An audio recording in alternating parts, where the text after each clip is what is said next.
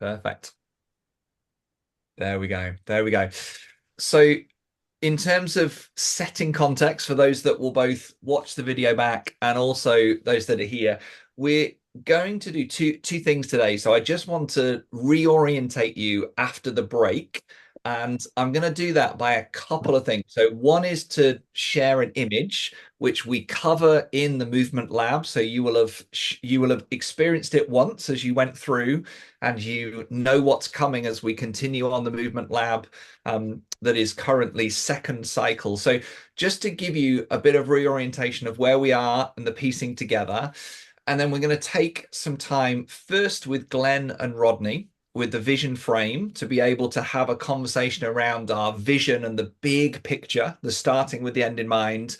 And then what I'd like us to do is to drill down into a couple of key components. So I won't go too far into them right now. But if I share screen, this is an image that you will all hopefully have some context and remembrance of as we went through the movement lab. So paradigm, platform, practice. So they are on the up curve. So the other image that these words are on is the down into the valley and up, and these are the right hand side of the curve. So it's the animating and architecting of the future that we desire to see. So the first exercise that Glenn and Rodney are going to take us through is to really begin to start to name that greener pasture. And then what we're going to do as a guiding coalition as we go through is to continue to have these three in the background as we have conversations. So for instance, when we think about pioneers, how do we engage with them? Who are they? Sodal and modal, how do we push the envelope? Or our ordination process, or MDNA training with the bishops. The danger is we compartmentalize a people group or a project, and we start to have these individual initiatives, and we lose a sense of the whole. So just reorientating you, paradigm, platform, practice. Paradigm, the worldview. It's the DNA, core beliefs, meta ideas. So we've done some work on that. It's who we are. It's how we see God. It's how we see the world. It's how we think. So the easiest example is the word church. A paradigm is your default thinking. And so most of the Western world's paradigm, when you say church, the imagination or lack of it goes to badge, brand, Sunday, pastor, building, attendance. And what we're looking to do is to win the mental battle. So metanoia is a mindset shift before we have pisteo, the active shift of activity and investment. So the mindset shift, where we begin to think different, is what would it be if we won the paradigm war, shifted the mental map, and said the word church, and it took us to community, incarnation, justice, prayer, multiplication, Holy Spirit led, blah, blah, blah. So paradigm is vital. It's the way that we think, it's the default of our organization. So some of what we're wanting to do is to shift the paradigm of LMC as a whole, and then every layer and person and place within the whole of LMC.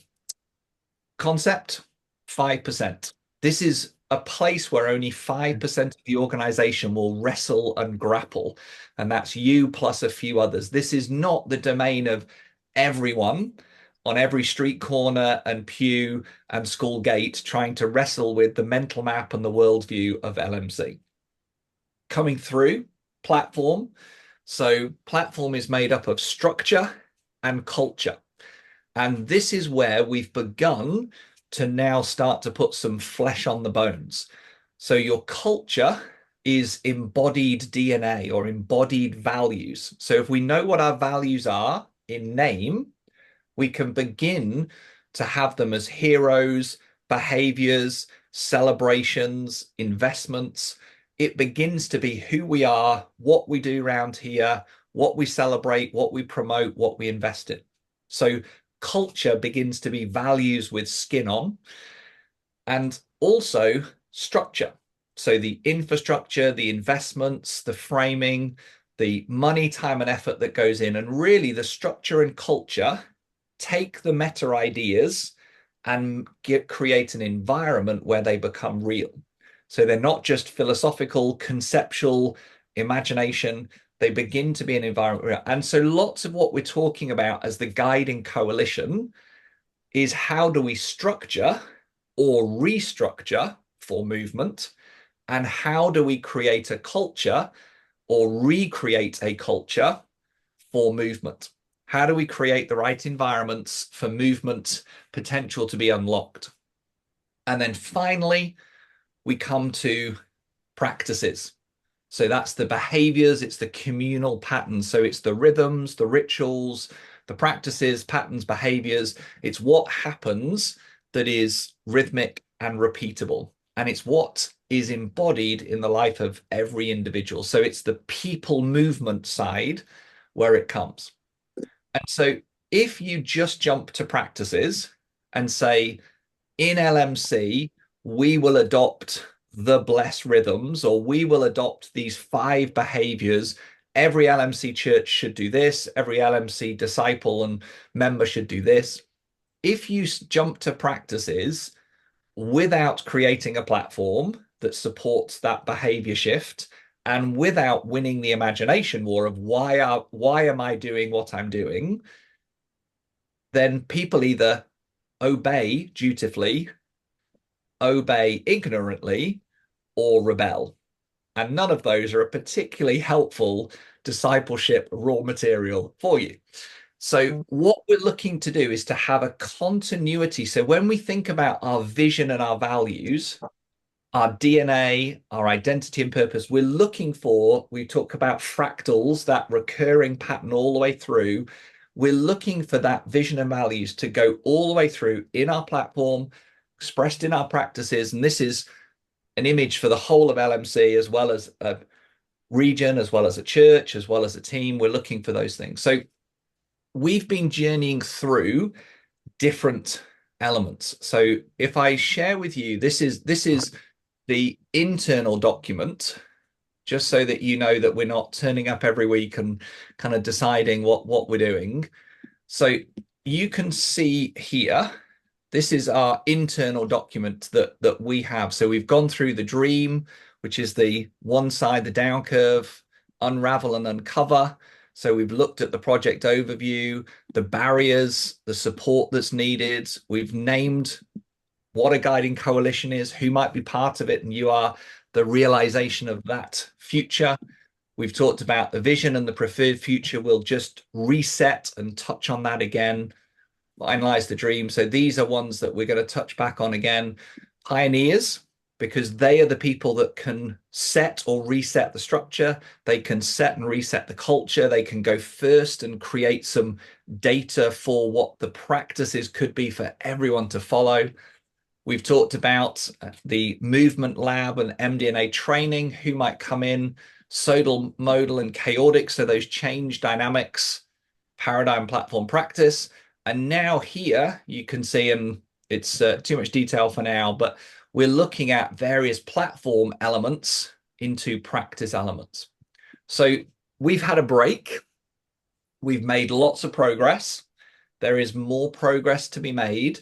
So today, what I want us to be able to do first is to have some time with Glenn and Rodney on the vision frame. And that just reminds us of both our paradigm in terms of who we say we are, how we see God, ourselves, and our calling. But also it's about that greener pasture, the other side of the valley. What are we desiring to be pulled towards, and the conviction that pushes us out towards it. So that's where we'll spend around 50% of the time today. And then the other 50% of the time will be digging into some of the platform dynamics, culture and structure, to help us to think through how we can begin to either celebrate and leverage the environments that are really successful or fruitful in movement dynamics, create the ones that are missing, and shift the ones that are not fully releasing the potential that they need to make. So that's where we're going to be. Hopefully that sort of reorientates you post-summer. I'm going to hand over to Glenn and Rodney, who are going to talk vision frame, greener pasture, and preferred future. Go for it, guys. Rich, can I ask a question first before we Yeah, go for it. transition? When we look at those circles, paradigm, platform, practice, the movement labs and the MDNA cohorts, that's still all on the paradigm side. Is that correct? It's the paradigm and platform side. So it's part of Okay. platform, which is creating the structure and the culture to begin to help people to make the paradigm shift that becomes the practice shift. So you've done some of the work in terms of the paradigm. Part of structure and culture is helping that paradigm shift that's happened in a few become the domain of more, and then hopefully many by the time we get to practices. Okay. All right. Good Thanks. question. Yeah. Any Um, any other questions before we transition? That's a great, good question, Rodney. Great. Glenn, Rodney, you guys gonna go for it? Go ahead, Glenn. Okay. This was work that Glenn and Twin have been working on as a subgroup and developing vision. And then Glenn and I had a conversation yesterday and just working this out in a vision frame. But um, Glenn, you take the lead. Yeah. So as Rodney's saying, um, we're in identity subgroups, vision subgroups, and pioneer subgroups. And so this is Dwayne and my work on identity subgroup. I mean, on a vision subgroup, presented in the context of a vision frame. And the vision frame, let me just, is some specific training, a model of how to get at vision and what supports vision out of Will Mancini work. Exano is an organization that's done training on this.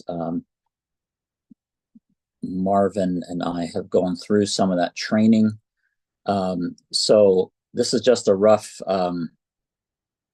sketch of it using Excel. So please overlook the lack of prettiness of it. But basically, if you can see these four sides as a frame, and then in here is the painting or the picture. And so the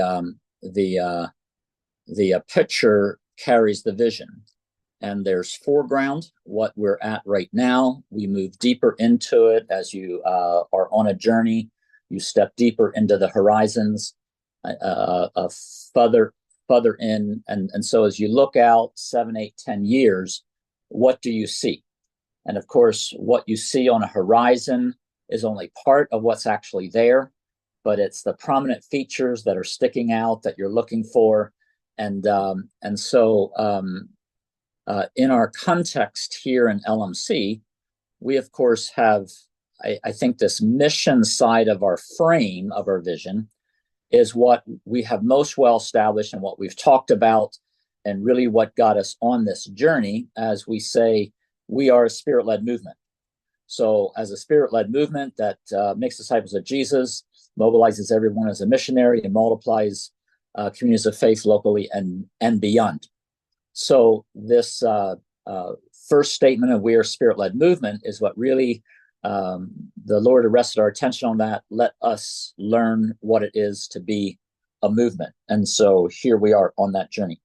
On the other side of this, the other column that holds this up is the values. And of course, we've done a lot of work on values, what they are. We worked at what those 5 words are. And even before we were officially in this MLC consulting agreement, Rich was helping us develop those values. We haven't done as much explicit work on the strategy and the measures being the actual metrics and numbers and how we know we're making progress, that these things really are moving us into this future. But this sense of like what's really what I want us to be looking at especially is this long-term view, and how this engages you or doesn't engage you, what feels like it's lacking and missing, what you're like, Glenn, come on, you're better than that. Start over, whatever it is. But just to be saying, vision is about where change happens. It's about, because LMC exists as a movement, what happens? How is the kingdom of God present in a renewed, more vital, extended way because we went on this metanoia journey? And so if you understand this frame, then it's this would be like, does this seem like the kind of thing that can be a starter kit to work for us as a vision statement? Would you say, no, I'm looking for something entirely different than that? What engages you on this? What's that kind of thing? Notice how this is set out then, is that then there's like a third, so 90-day initiatives that we would say these are priority for what LMC is doing, for what that help us get up deeper into the picture, into this goal. What's our main focus for this year? This year in 2024, I just put this in here because as I'm listening, participating, we're working a lot at integrating in new churches, talking about what our identity is and how we talk about that, and have that be a tent in which no ethnic groups are excluded and such like. Then what are longer term 3-year initiatives? Down here on this 90-day, it's like working at these 4 things in this third quarter: July, August, September. Then they get evaluated at the end of September, and new ones are put in here for the fourth quarter.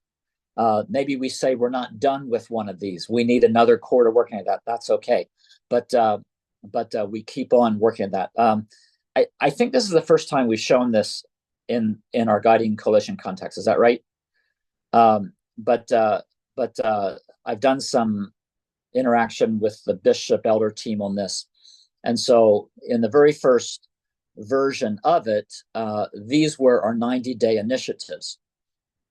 What we were calling then Core 10, identified and regular meeting established for the Core 10, got renamed as the Guiding Coalition. That's us. So here we are. That one was realized. The cohort of 30 established. Bishops with 2 or 3 from their districts. You're part of any groups where you're a bishop with 2 or 3 from your district. That's our movement lab. The credentialing teams, the multiplication of that got worked at. So 3 out of the 4 of these got specific attention and specific traction, and really happened. And so hence we're on to other things. Form plan for the first MD&A cohort, and we've I don't know if we'll talk about that today or soon. And so these are just some of the ideas about where we're working at right now. So just to show you, this is a lot of information, a lot of words in those little boxes. I hope you understand the concept. But if we just sort of isolate it and say, if Glenn and Twin were just bringing a vision statement, as we normally think of vision statement, it would be this part here in this top box, okay? So could we just, let me stop talking, and Twin, is there anything that you want to add on this? Further clarity, how we got to this place, and then get feedback and interaction on this, any part of it, but particularly the 10-year view. But what do you want to add or adjust, Twin? Well, I think you have explained it fairly well. The vision for 10 years is not new. Some parts that we've been working for many years since the time of Keith Weaver. But there are more elements. We see this in these pictures, not only one tree, but forest of trees that along the river. And it's affecting not only just us, just LMC, but also the community, the neighborhoods, and the people around. So it's cover where we are, everything, the people around us also. So that's the vision. I think is fairly complete. It's a picture of Ezekiel and also a picture of Revelation.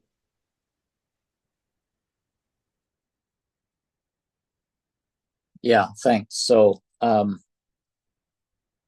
so you hear a 10-year vision statement or vision statement of this is what's said of LMC congregation, like trees that flourish along the river, their fruit is feeding, their leaves are healing, and the effects of the curse fade before their gaze.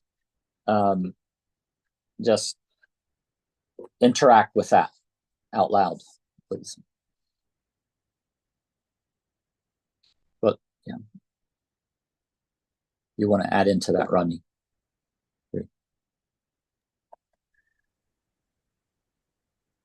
I think it's interesting. You're painting a word picture, and it does. I think was it 10 years ago, LMC had a vision that there was a picture that was with it that I think this ties into. I don't know if you had that in mind as you both were developing this, but I do find it interesting that this has tie into something, to some foundations that relate in the past, in the past work that LMC has been doing, but also has, I think, has that forward momentum to it as well. Yeah, I think, I mean, it wasn't like we were trying to connect it, but as we sort of like saw ourselves heading in this direction, it's like, oh my, look at that. This is rebringing old treasures out of the storehouse as well as new.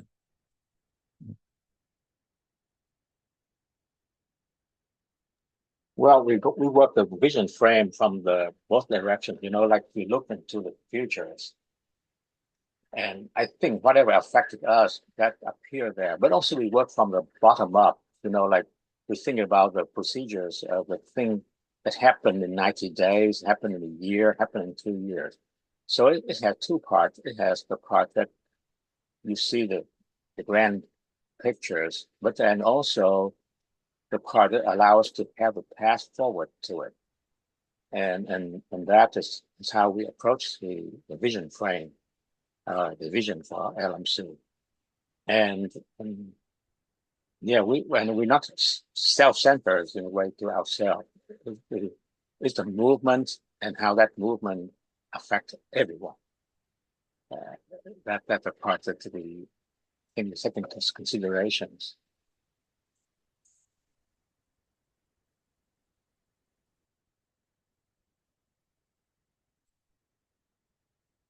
Yeah, so I'd love to hear interactions on it. And I mean, please be kind to us and crucify us here rather than when we're on a bigger stage in front of all the bishops or all the conference leaders or something like that, So it's like personal identity is not in this, It's like it's our offering, it's words.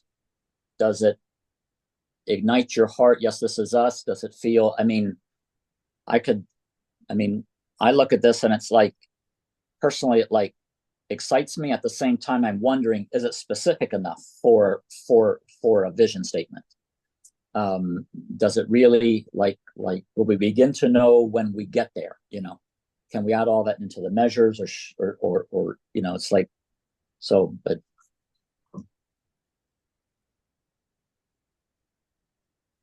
Yeah. So this is the first time I see this chart, Glenn, and I'm excited to see LMC actually using this tool. As you know, we at EMM we used it. We have been using this for the last 3 years already, and I will say that it is a game changer. Really, it has given us a renewed sense of direction, I would say. The way I read, the way I understand the 10-year beyond the horizon vision, as I understand it, right? That statement there, it's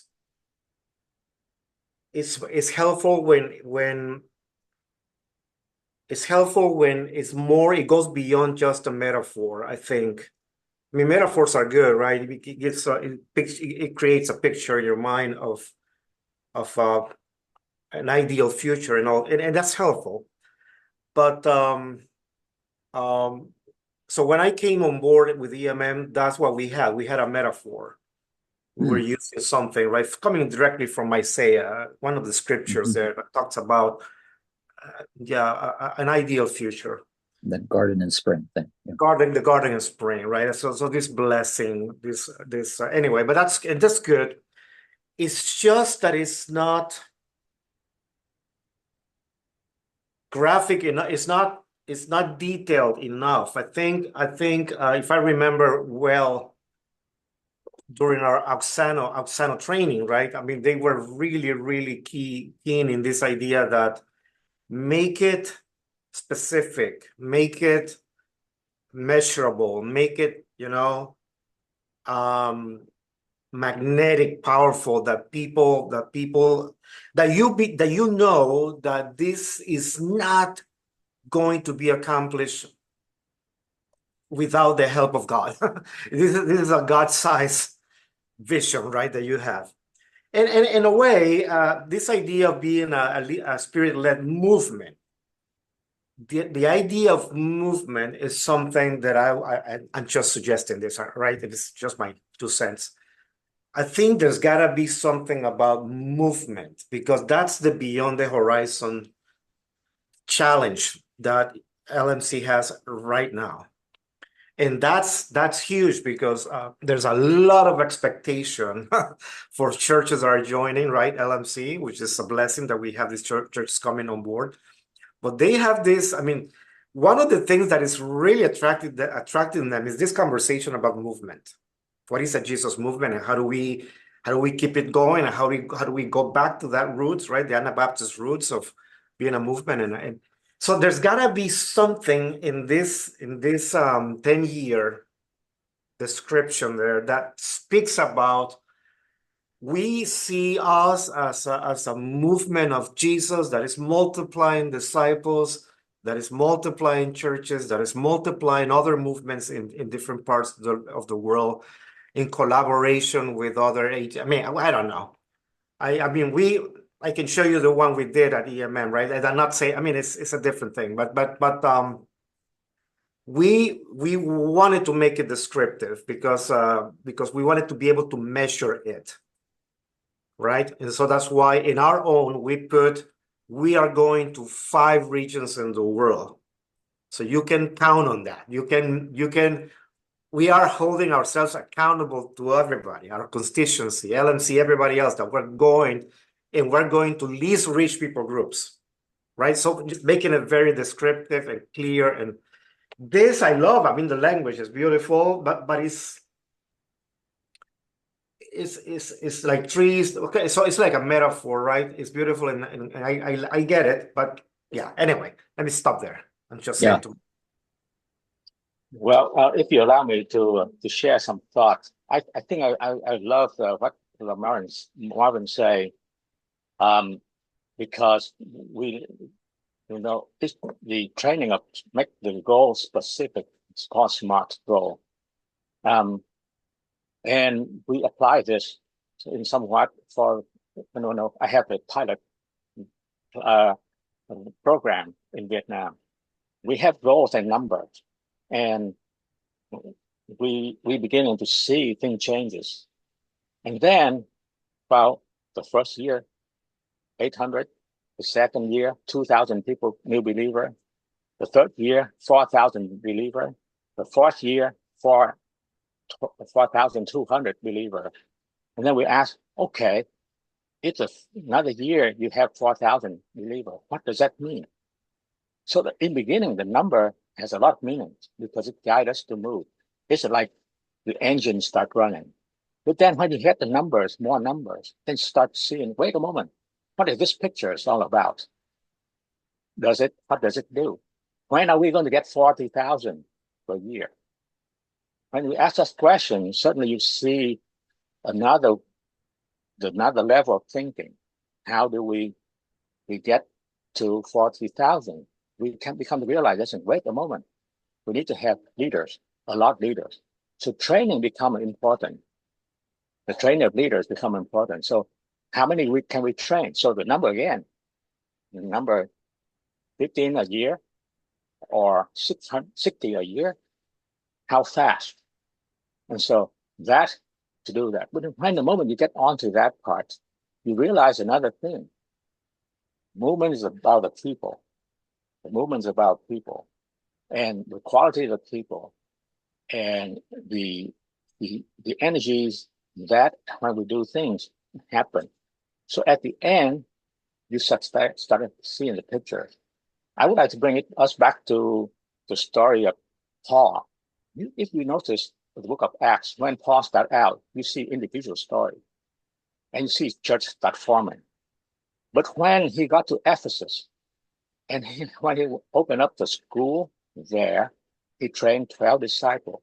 And you start seeing the movement at Ephesus that through the training, the people went out. And Ephesus became the center of mission. That's the Asia Minor. Everywhere people knew about the Lord God. So not only just them, the missionaries, the leaders, but also the community. And they changed so much that Ephesus beginning to change their way of life.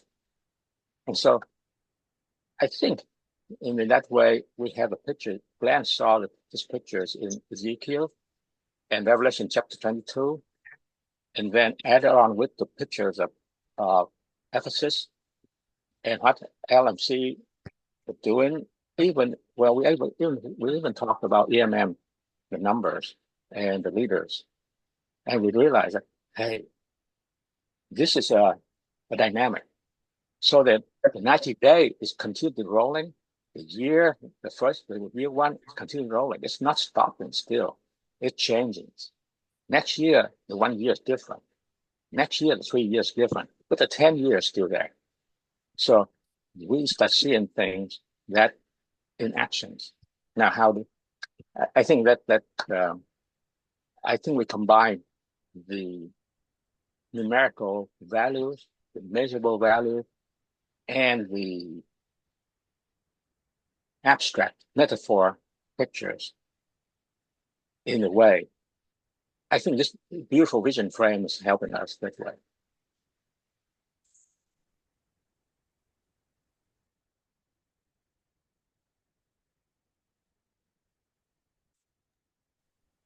Good. Cool. Others? What else would others chip in? Thoughts, questions, comments? I guess I would say, just in reference to your invitation, Glenn, to say, hey, we don't want to be embarrassed in the broad context. Let's do our hard work here. And I think I would resonate some with Marvin. I love the metaphor. I think there's power in that. But it doesn't necessarily grab me. It doesn't, it doesn't stir me in some way. So that, and I think even that question for us of, we're wanting to be able to test this thing. And I think already I was thinking, we have a bishop board meeting coming up next Friday. What are we beginning to plant that allows something like this to be shared? And for sure, when we have our retreat in October, a 2-day retreat up at Camp Deer Park, something of this has to be at the center of what we're doing. We got to have this at a place where we're able to bring something that others are engaging with, giving feedback to, helping to strengthen whatever it might be. And so, I think my comment would just say some resonance with Marvin. And then I'm thinking, because I'm always thinking of the places we're working with, the rest of the bishops and even credentialed leaders, where are the places that these things begin to be shared? And are we preparing to do that? And what's the timeline for that? So it's a connected question, but doesn't necessarily answer the questions in front of us. Yeah, a lot of that is about process, and it's very true and vital. Why it's important to us. So, others feel free to weigh in on this question, but let me just build upon what Keith and Marvin are saying, and it's like, okay, this isn't it. So in the vacuum, what's emerging for you? Like, could it say this? You know, I think for a LMC statement, it's I don't know. I mean, it's like it's a, I mean, maybe this can be tested too, but it feels like there's a broader spectrum of transformation and growth and movement in a church than in simply the mission sending part of the church. And so it will be complementary. It will include that. But it's, now, is there a way to say this about how we're changing, how the communities around us are changing, how the sending is happening, sort of in those? It's good. Yeah. I would love, Glenn, us to, that's where I'd like us to go, because it does link to some of what I wanted to cover, but I think this Great. will be a helpful thing. I'm going to just share two things on the screen, and then I'm going to ask you to put this back up, and then we'll return to it. So just to give you two things to aid that conversation. So the first one would be this one. So you'll pick this back up as you go through the movement lab. So the communication with narrative, theory, data, and facts. So the storyteller, the scientist, and the statistician. The metaphor, scripture, beautiful poetic language that you have now is more storyteller narrative. So it will capture some, and others will say, yes, but, because the critic might say, well, are there three congregations that are expressing this in 10 years, or 300,000 congregations expressing this? So the difference between in 10 years' time, this narrative is expressed by 300,000 congregations across every state in America, versus, is it just all the churches we've got are more healthy, or there's no there. So there needs to be some stats, some numbers, which may not be in the 10, it may be in the 3 or the 1, and you need to communicate that. And then the other is theory, which I would say, to Marvin's comment of movement, it's like, we believe movement is the strategy or the door or the key that will unlock ... So actually movement is part of this is where we're betting on the attractional church, or we're betting on the institution, or we're actually betting on and investing in movement. So I think you've got the combination here. The comments were talking around how is this quantified and qualified, and then how do we bring in some of these movement dynamics. So that would be one piece that I would just share with you. And then the second piece I would share with you is just a piece of work that we did. So this will be too small, so don't worry too much about the details. I'll send this through as an example, and this is now public on their website. We can share it with anyone, so it's not sort of in the kind of communal expression of a project where it's off limits. And so where we worked with the church in New York, one of Tim Keller's the Redeemer sites, was we talked about an identity. So their identity is a community experiencing renewal, an activity, raising up generations of disciples, and an impact for Jesus in the city. So an identity, an activity, and impact. We are and we do to see whatever. And so that was the simple frame we used for them to sharpen. So we are a spirit-led movement that ... to see ... whatever it be. So that gives you a little bit of context. And then we broke that down. So our identity, a community, and then they gave that narrative and context in New York. Activity, again, context. And then again, just cycling through values. So they have 3 values: deeply formed, which has a picture and a practice; inviting community, which has a paragraph, picture, and practice; city hopeful, which has a paragraph, a picture, and a practice. So to think through the paradigm, big vision, and the practices, we've then worked with them on a strategic plan that means that these values become culture and structure, and all that they do helps to move them towards this vision.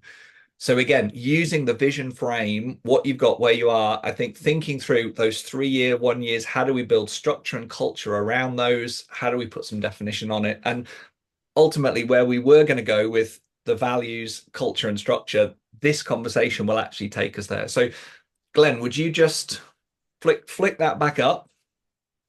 And then what I would like in this environment, we are going to have some ideas and a brainstorm. So there's no, I've thought this through and this is my definitive, concrete, beautifully crafted opinion. But what I hear from Keith, what I hear from Marvin is there's narrative, there's story, there's a biblical picture, which is really, really important. But what about movement? What about measures? So if we can, and we'll make notes as we go. I know that Marcia will be making notes, and Emma and I will be jotting down notes as well. So let's have a little bit of an open discussion around what else could be added to that 10 years. So we're not necessarily asking for wordsmithing and final, beautifully manicured. We're looking for ideas and thoughts that we can start to sort of shape the mosaic. So no holds barred, no wrong answers. Let's go for it. Rich, I wonder if it would be helpful, you let me know, if it would be helpful to show here the last updated one that we have. Yeah, that would be great as an example. I just want to explain a little bit. Is that okay? But I need permission to share, Rodney, if you don't mind. You might find this helpful. I'm not sure, but because it's not the same thing, but no, but it's helpful stimulus we're not comparing apples to apples in a way, but this is our latest one. And so when we began this 1414, we began to actually cast this number 1 here as our Beyond the Horizon vision. But we got to a point, and this one is quite descriptive, right? I mean, let me make a little, let's see if I can make it larger than that. This is quite descriptive, right? We God's love, grace, and provision. I mean, we want to identify, equip, mobilize people, generational, multi-ethnic teams. I mean, it's quite descriptive because it's helping us see the details of this Beyond the Horizon. In other words, to accomplish this, and what I mean by this is this. Eventually, we decided, well, what we're really saying, the vision we're casting, is that we catalyze movements that multiply disciples of Jesus around the world, giving primary focus to people's groups that are currently least reached. I find myself going naturally when I go to churches and speak about EMM, casting this vision. I cannot go here because it's too much detail. However, this number 1 here provides internally to our team here, it provides us with some metrics and things that we're trying to accomplish, right? Because we're measuring disciples that we're making, workers that we're mobilizing, partnerships that are being developed and sustained, and also eventually movements. That's the Beyond the Horizon piece, right? The movements piece, because we're not seeing that right now. Well, it's beginning to happen again. But anyway, so this is, and so all I'm saying is, this piece, we decided to make it as descriptive as possible. In your case, in the case of LMC, what I actually see as your vision is your mission statement, to be honest with you. I mean, I know I'm moving things around there.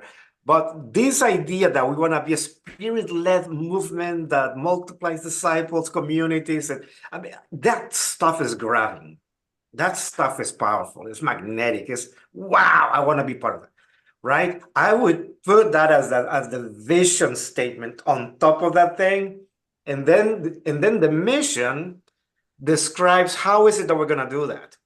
In our case, we cross cultures, right? Because of the love of Christ, we cross cultures and go to the world and make disciples of Jesus. That's what we do. That's how we accomplish this catalyzing vision and movements in the world, right?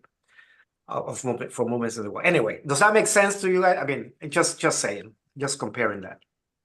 It's great, Marvin. It gives us lots to now spark off and yes or maybe and what about. So, Right. Rodney, you're going to dive in first? But if I could just say, I mean, I appreciate what you just said, Marvin, and it's very possible that we go that way. Let's not let that, oh, well, we already have the vision state. We're just going to change mission to vision and then become lazy in our thinking and what we're doing right now. Okay. I think Marvin's kind of naming something for me though. I always struggle. What is the difference between a mission and vision? Because and I know it depends on how you define them. But I noticed it was interesting in the example that Rich showed of Redeemer Church. There was no mission statement. It was just a vision that was fleshed out and these other and values and action statements. So yeah, but yet at the same time, whether or not we say our mission statement to be a spirit-led movement is the vision, I think we need some sort of metric or goal that just grabs us, you know.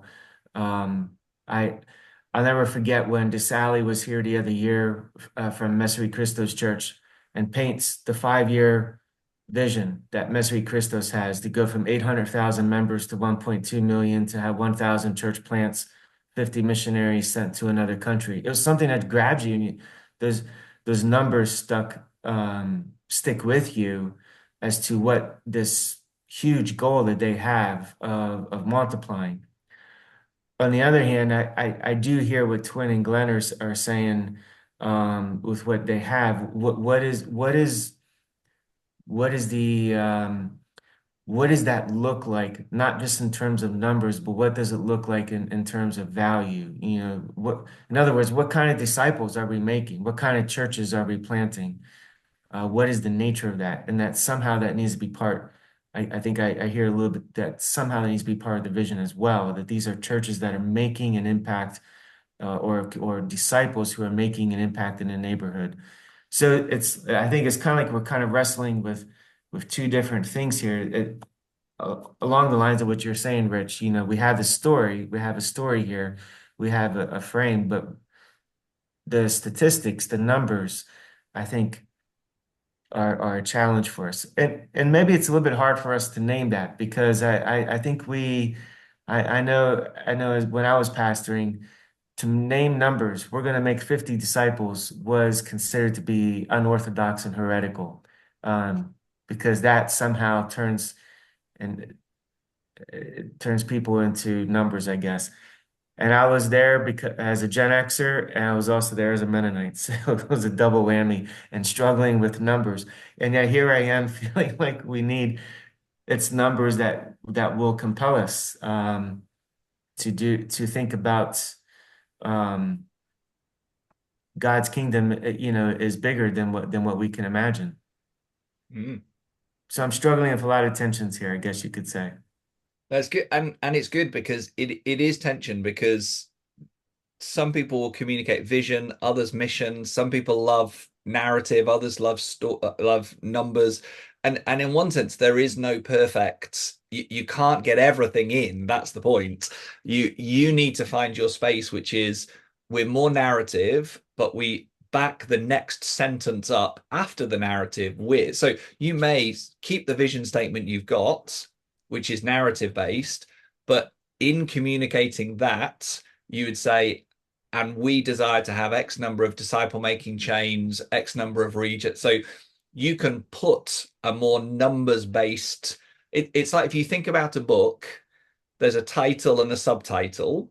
So you actually often are able to communicate both a title and a subtitle. So the title might be the one that you have, which is more biblical and beautiful and poetic, and the subtitle says, this is what we're going to do, da, da, da, da, da, or the other way around. Sometimes you have the more, we want to see this number, this, because we want to be trees, da, da, da. So you can dovetail the two.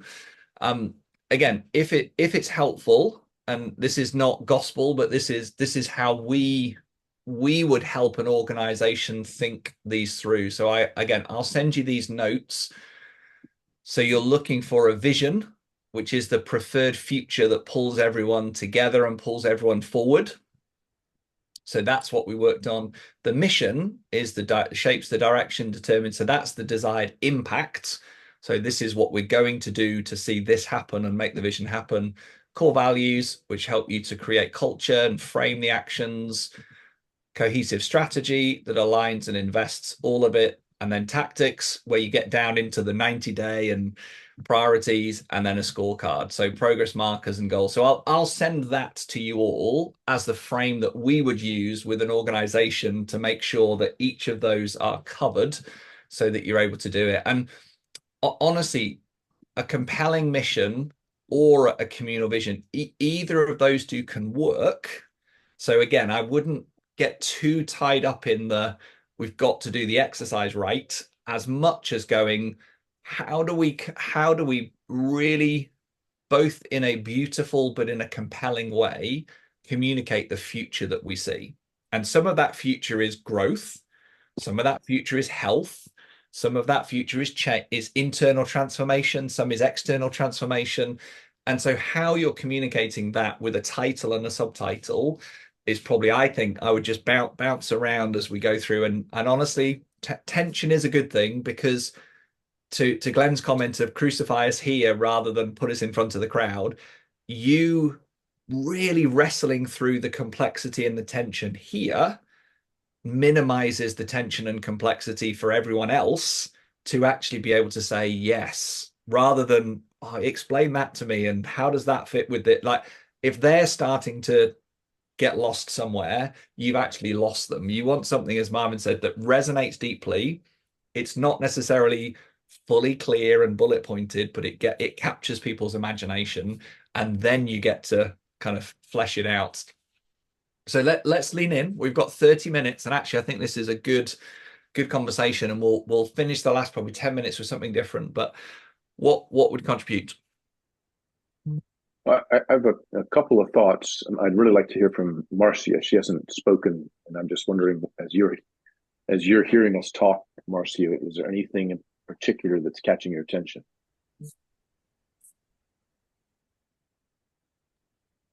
Not at the moment. Sorry. I'm just processing internally. Yeah, I think the thing that caught my attention more than anything, Glenn, was your comment that if we use what we've had, we have a very easy excuse to get lazy, because it's not new. It's not like, and I think that what you said, this is good, Marvin, but I don't want us to get lazy. There's still things going inside, but I would just like to hear you talk a little bit more about that. Yeah, it's, I mean, I also said it may well be that that's what we're supposed to do. But it's like, as Rich was saying, there's different ways to articulate vision statements and different parts of these various things that we emphasize in it. One of the types of vision statements is to say, this is the difference in this environment and these locations external to us because we exist. And that's what, the mission statement that we have now all describes us, what we will do. And it doesn't say the so what, why that's important. And so personally, that's the part that I am like seeking for and feel like I haven't yet done a good job of really being able to articulate that, or even say it in a lot of specifics, like how do we see the kingdom of God present beyond what's happening inside the buildings? We're good at our theology that's saying that's not it. This is movement. Therefore, why is movement important? What does it mean to have the streams in the desert and the leaves? How do we know that? Let's name that. That's me owning personally why I said that. That's really, really helpful, Glenn. I think probably gave a key for me in this whole thing of what is happening. And that is that it's kind of like a scripture verse that you hear. And when you hear it enough times, it loses its sense of newness because you're like, da, da, da, da, da, da. It's why I read in different translations and paraphrases and things, because it makes me look at it with different eyes. And I wonder, and I'm also not sure where this lands, but I wonder whether God has already given us a clear vision, but he's inviting us to a different definition of how, what if it is, because every place I go, and I think of just being down with the Southeast Conference district and sharing from the vision statement, but then what that means, people were just moved to engage. They're like, this is what we want to be a part of. And I think the key piece may be that next thing, that maybe it is that what we call, whatever, again, these things get out, but it's a vision statement. What is it? So that, and we describe something that we have not yet seen. We're stirring people into this place of passion to say, I want to be a part of something, not something that's just steps that we do, but it's who we become. It's maybe it's kingdom of God focus that opens up a new way to look at what does it mean to be in the kingdom. And with that, I think when Marvin was sharing, what caught my attention was, if we have something that is already drawing and grabbing people, how do we build on that in ways that runway is only expanded? And I'm not saying that means it's at the top of the vision frame. I'm just simply saying that seems pretty critical to what has already been done by the Spirit, which was, I still remember this thing coming from CEC, and I'm thinking, where did CEC come up with this? And my district ripped it apart. They're like, too simple, too blah, blah, blah, whatever. And yet something in that, the Spirit of God moving has catalyzed something that we're now trying to steward in the best way we know how. So my elevator speech, when somebody asks me, what is LNC up to now? I go directly to that vision, to that mission statement. We're Spirit-led movement, right? That is doing this A, B, and C. It's very natural to go there as a vision for me. And it's actually when I came on board with EMM, that grabbed me too. You know that I share that with you, all of you. I said, I can live with this vision. This vision aligns not only personally with me, it aligns with EMM as an organization, right? That hopes to work together with LMC. We do want to be about movements in the world. Who doesn't want to be part of a movement? I mean, it's amazing, huh? Anyway, so I'm just saying, I guess my 2 cents is, it seems to me that we have a vision and people are subscribing to that vision already. But it's also a vision that holds us accountable, right? Because how do we collaborate with the Spirit of the Lord so that this becomes true? The vision for me is that the greener pastures that you talk about, Rich, right, is the desired future, right? We're not a movement right now. I mean, in a way, we have been a movement, but how can we revitalize this thing so that it is a movement and that everybody feels energized by it? And so I think we have a vision statement there. Perhaps what we need to do is put some stats, as you were saying, some data. These are some of the metrics we want to see, right? We want to multiply. When we say we want to multiply disciples, what are we saying? When we say that we want to multiply communities of faith, what's the goal for the next year, 3 years down the road, 6 years? That's what I'm talking about. You see what I'm saying? It doesn't hurt. I mean, even Jesus used numbers, right?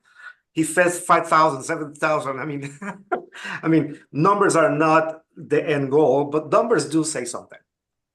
Do say something important. Help us understand if we're winning or not, in a way. Yeah. Or there's 2 things that kind of strike me with some of what I'm hearing. One is, if we take what's this vision statement that's been made, it needs the so that. I think, Keith, you used that phrase. Our mission statement has that structure too, a Spirit-led movement too. and there's three things: make, mobilize, multiply. That maybe that's what needs to be added to the vision. What we have, that first part is the narrative, poetic story, leaves that heal and so forth. So that, and there's where we get, 1,000 movement leaders multiplied, or 10,000 churches in the urban centers where LMC is present.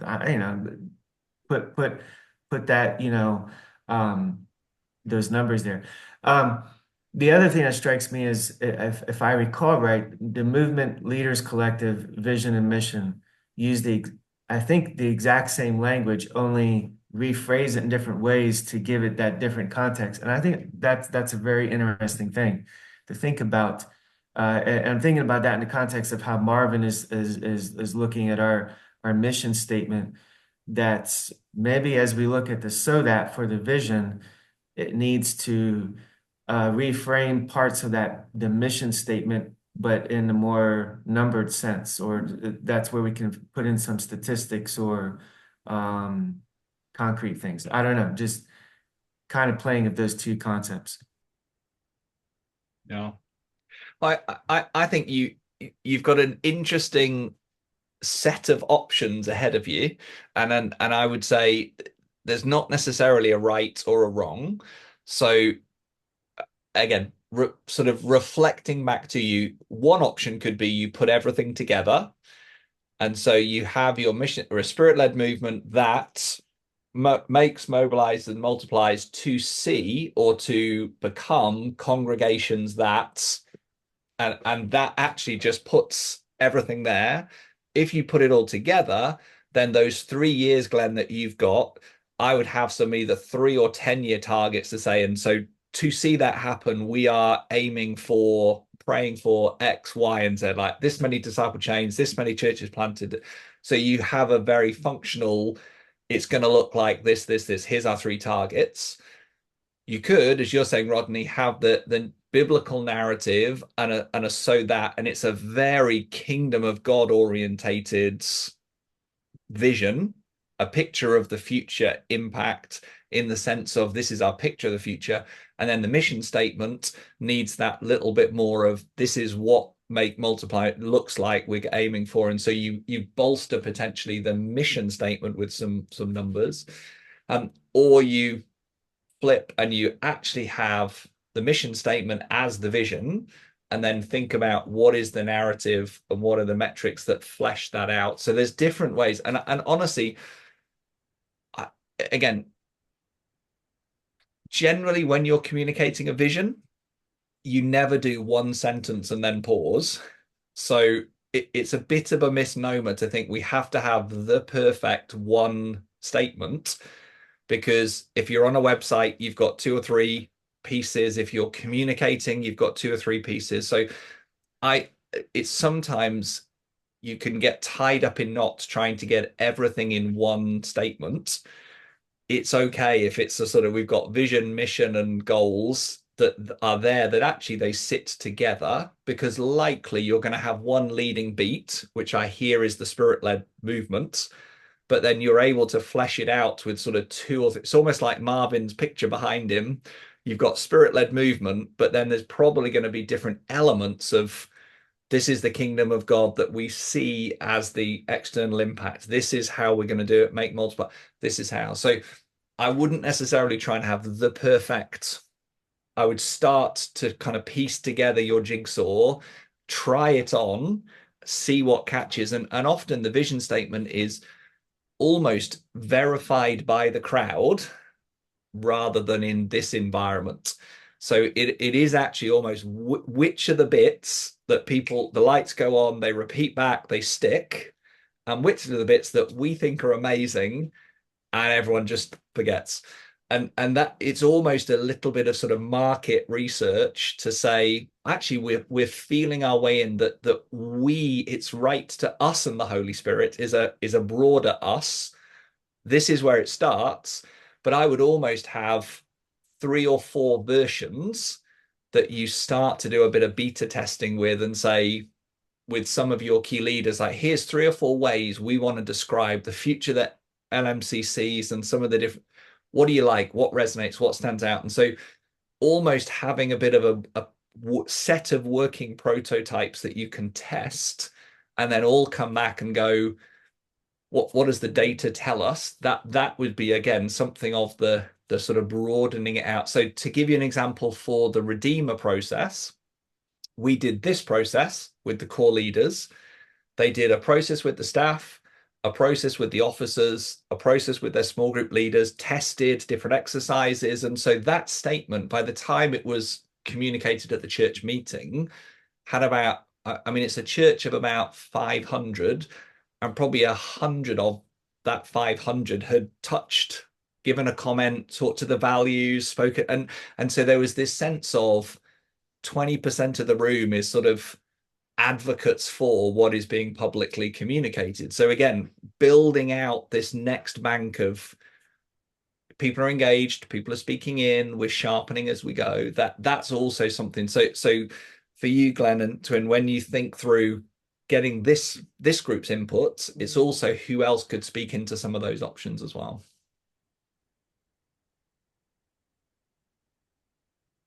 So who would be, if we move it a little bit more to concrete, if you wanted 5 or 6 different vantage points from across LMC, who are the constituents, or who are the people, or where are the places you would want some of the input? Not that it's one person, one vote, and it's just carnage and democracy, in the sense of we've got a butchered Frankenstein because everyone has an opinion on our vision statement, but more who and where would you want to test this with the community?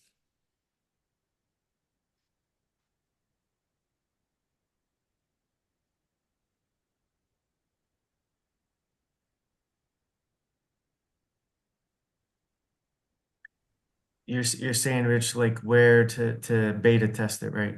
Yeah. Where would you want to test this, or who would you want to test this with?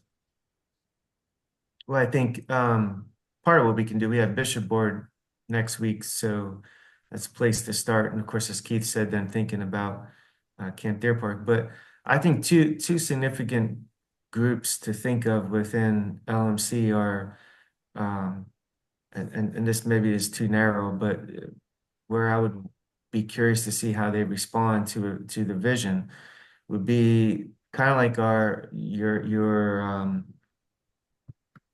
congregations that have the foundation or the foundation of LMC for the past several centuries, but then also congregations in an urban context. For me, that seems to be a key piece, that a voice that we need to hear and keep in front of us, and what our mission is, or our vision is, or both. It's good. Others? Who else any others you'd add in?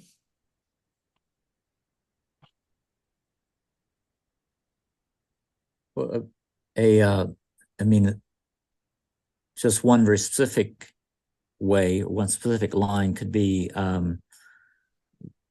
in our movement lab, there's those 2 pastors or leaders that are not bishops, but they're already engaged in this movement concept, but they aren't privy to all of our in-house assumptions and things like that. That would be sort of already a bit enlivened place to get some good pertinent feedback, I think. Yeah. The movement lab actually has a good representation of the 2 categories I mentioned, interestingly enough. And what's interesting is you can do a blind test or a feedback test. So a blind test is take a week and come back to us with what you would say the 10-year vision for LMC should be. What would the mission be, design, impact, and what do you think are the 5 3-year? So you can actually just do it total blank sheet of paper. What would you think? And ask and invite and see what are the themes that come up. You can do it the other way, which is, here is what we're working on. There's 3 different options around vision and mission. There's what do you like, what resonates, what doesn't, so they either get to feedback to something that's real and given them, or you go blank sheet of paper and see, because if you do blank sheet of paper and every one of them bar one comes back with a spirit-led movement, that ... that's a wonderful confirmation. If they all come back with a mix, then you can go, okay, well, actually, there's a bit of breadth, so we probably have some flexibility to pick ourselves and make sure we cover it. And they generally, you can unearth some absolute gold where people come up with a phrase or a picture or a piece that you've not seen. So again, merit in both. You know your people well. It's here's a list, respond to it, or here's some data, respond, or blank sheet, what do you think? Come back to us with some thoughts.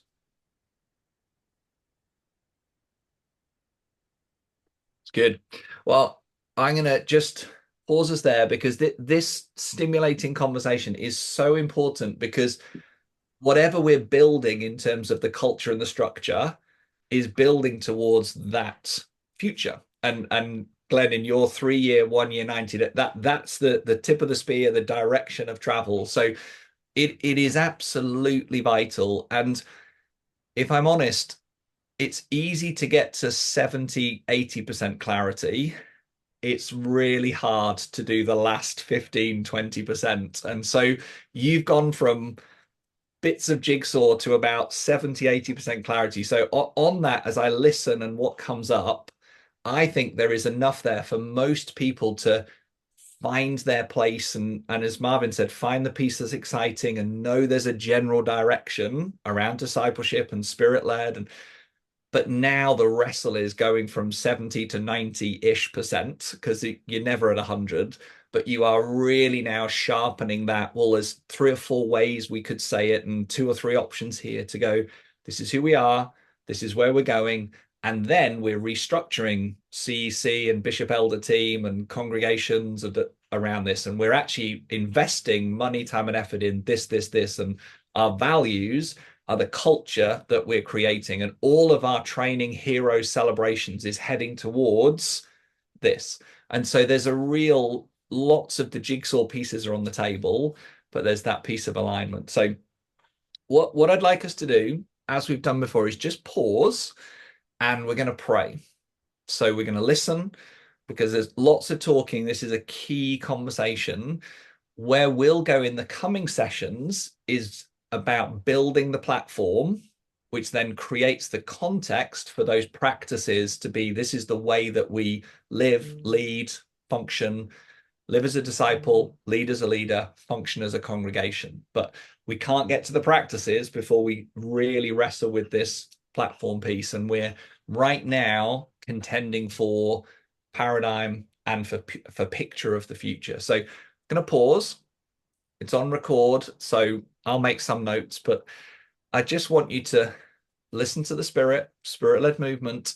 What is the one thing that Holy Spirit would highlight, shine a light on, double click, convict, encourage, challenge? What's the one thought of all of these? So I'm going to pause, leave some silence, and then we've got 10 minutes. So just jump in as led and as ready to share what you feel you're prompted by the Spirit to share. Again, so we've got. Thank you. Just jump off mute and share. Don't have to, but if you feel like there's something you want to share. Well, the first part of things, the 10 years, it's a short term, not a long term. Maybe the picture we have, like eternity pictures. I mean, the eternal pictures, but take down to 10 years. Then make things very easier with number to move forward. Easier to describe. Good word.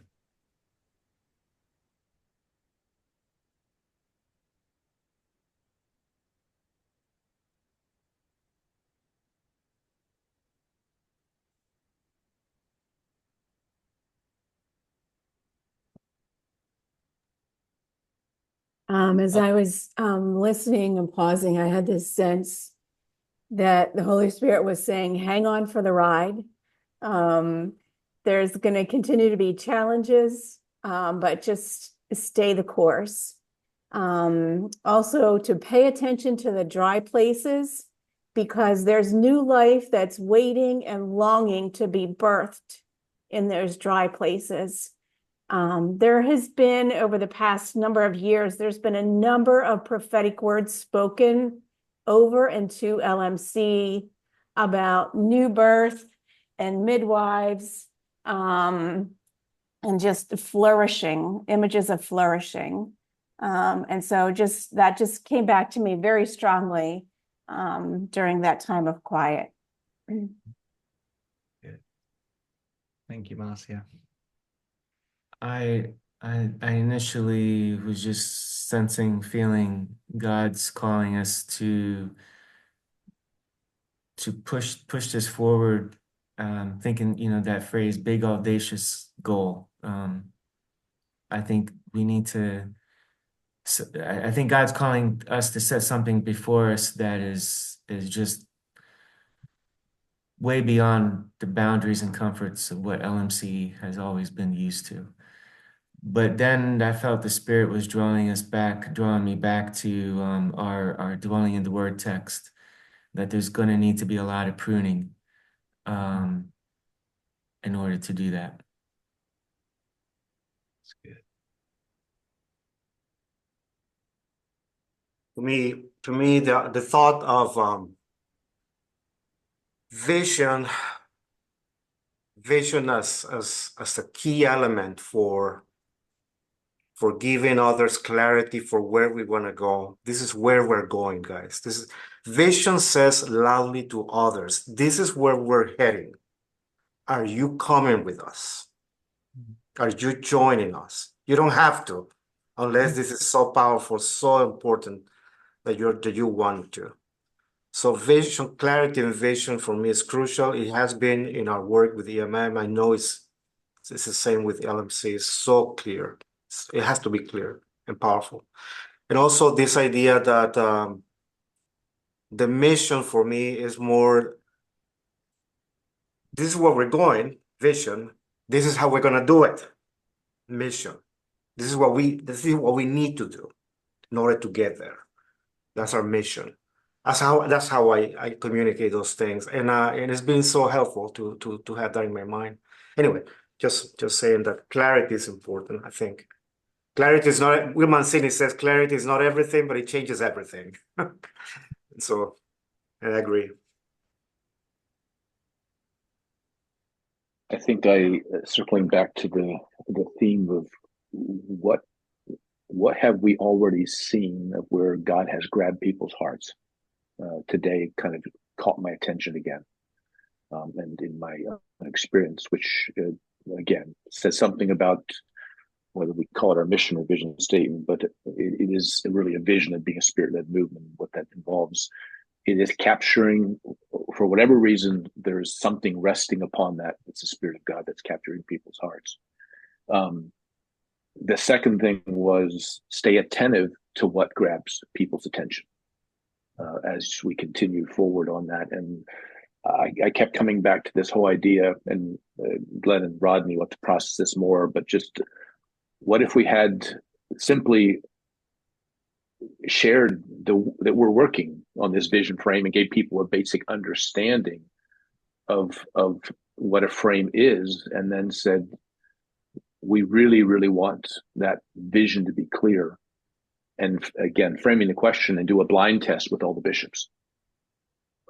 It would be powerful to have that feedback coming back in to prepare for the retreat in October. So that just came to my mind as well. And again, I tend to be a process person, synchronizing how do these things flow together in terms of what is there.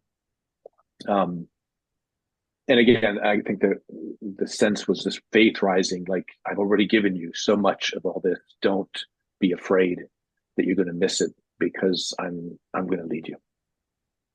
Good.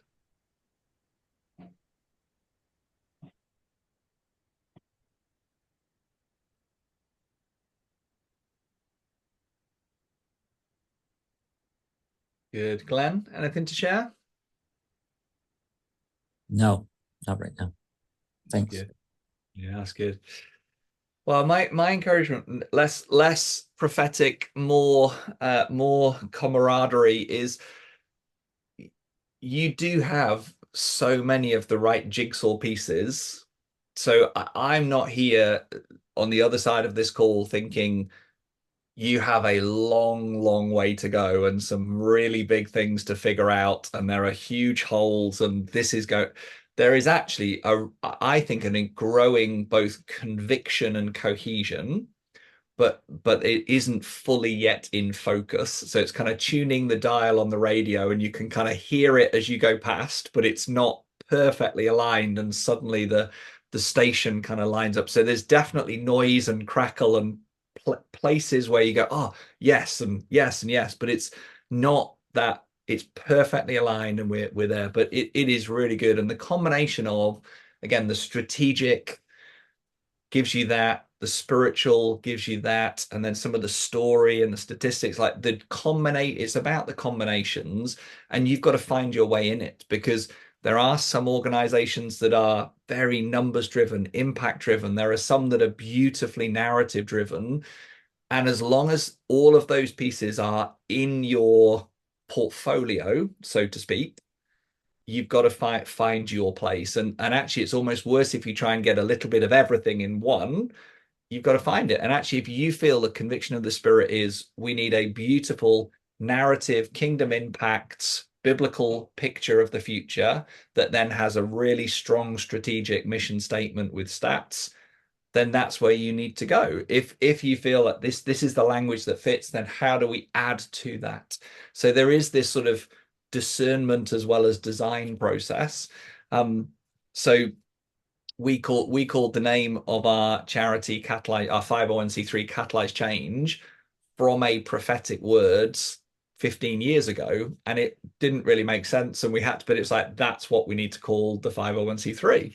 And over time you figure that out. Other times we've gone through the design process and come up with different names and bits. So again, sometimes it's a very prophetic process, sometimes it's an apostolic process. There's lots of different ways we can come at this. So lean into the pain of it. It's a good pain, because this is part of leadership. It's the same as parenting. You absorb some of this pain so that others don't have to.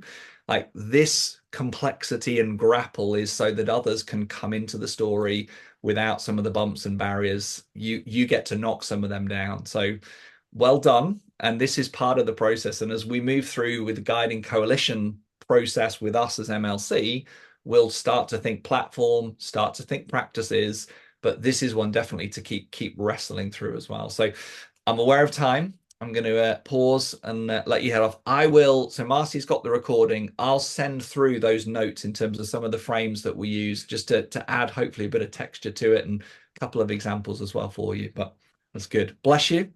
And off the back of this, I know that Glenn and Twin will take this into their work, but also come back to the group. So on the working document, so we can keep wrestling it through. And you've got obviously the time on Friday, as well, to be able to test it. So that'll be helpful feedback. Anytime you can get feedback at this point, get feedback, definitely. So it's vital at this stage. It's really good. Bless you. I'm going to pause you there, and there's bits of work to do, but it's good work to be done. So well done. Bless you. Good to be with you.